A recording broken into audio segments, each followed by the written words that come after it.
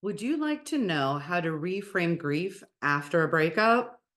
I thought so. Let's do this.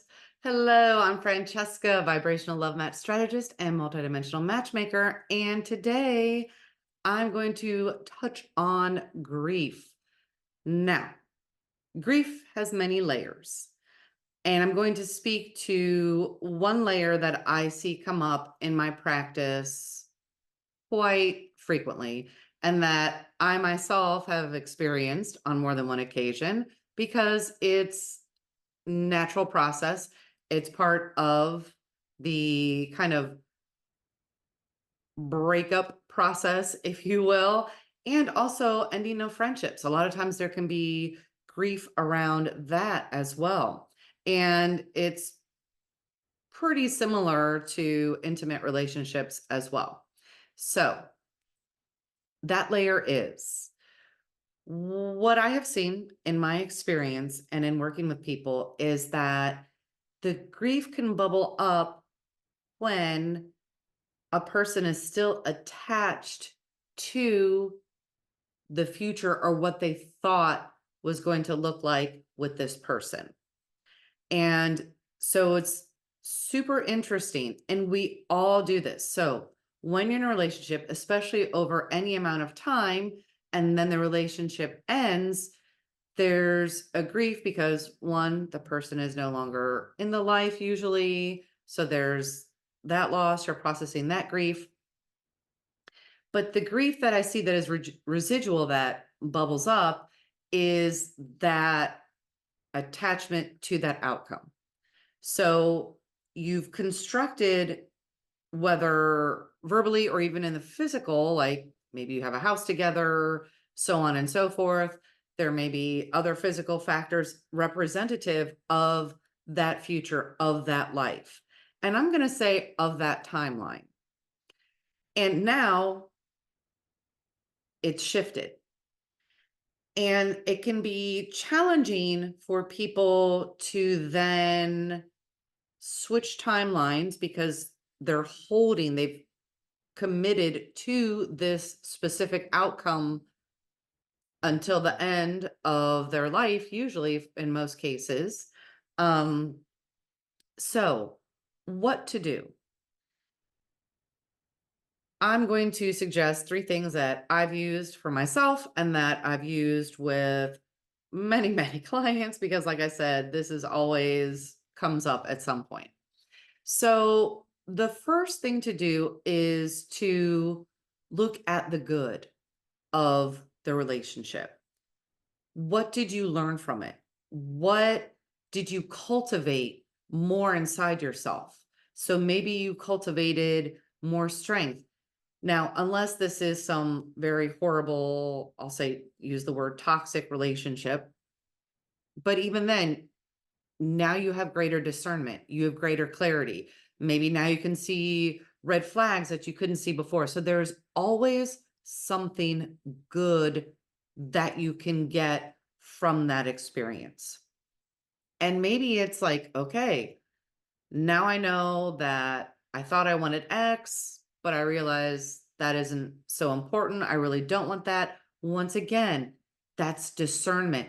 You have more clarity. So now you're one step closer to what you really want. And obviously, this isn't something necessarily that you can do the next day or even the next week, but it is something that you can do within a relative short amount of time, within a month, and start to become a little more neutral as you work through the different emotions that come up.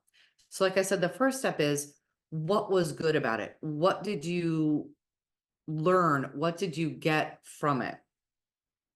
Then the second part to that, the second step is to be in gratitude for what you learned. Be like, man, I really cultivated a lot of discernment. Awesome. Pat yourself on the back. We have to be grateful for those things that we have cultivated because it wasn't the first time probably that this happened. So just think of all the different times. And you may not be able to see, we'll say, reap the reward of that immediately. But For example, um, a situation in a relationship, in my relationship, I can see something that I cultivated in my relationship 20 years ago that is serving me now in this relationship. And I'm like, oh, wow, that's groovy. Didn't see that. So it may take a while for you to then see, oh my goodness, that is totally serving me now. But it will happen at some point. And you will also be able to see that not just in intimate relationship, but also like in your job or your interactions with friends. When we learn and grow and cultivate deeper understanding, more discernment, more clarity, more patience, more self responsibility, all these yummy qualities, it then dominoes and positively impacts other areas of our lives as well. And then the third step is usually a little visualization that I do with clients. And that is to, okay, so this was a timeline. Now you're choosing another timeline. Or if you want to think of it as, different paths, you're taking a walk in a forest, you were on this path, and you're like, I'm going to go this path now. So just visualize yourself just taking one step.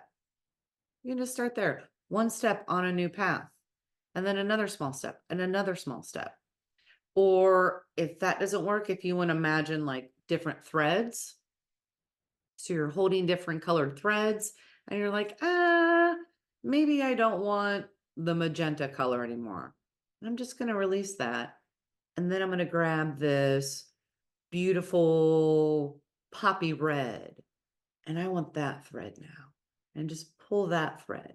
So if those help, I know a lot of times, obviously I would take a little more time with a client to go through this and there'd be a little more behind it, but you can help visualize. And then that also reminds you that you're making a choice, and we need to release what no longer serves us, what no longer is, so that we can receive and step into and allow the new to come in. And also keep in mind that because we are growing and evolving, that this new may be way better than what you thought the previous was, or what you had like that limit on. Because sometimes we can have that finality to it. So maybe this new one is more expansive. There is no finality to it. All right. So, like I said, there are lots of layers around grief with breakups, and I'm just speaking to this one specific piece. And I hope that this serves you and supports you. I'm in so much gratitude to you for watching this video and taking the time. Please give this video a thumbs up, click subscribe, share with your friends, help spread the love vibes around the world. And until next time, more love vibes to come. Ciao.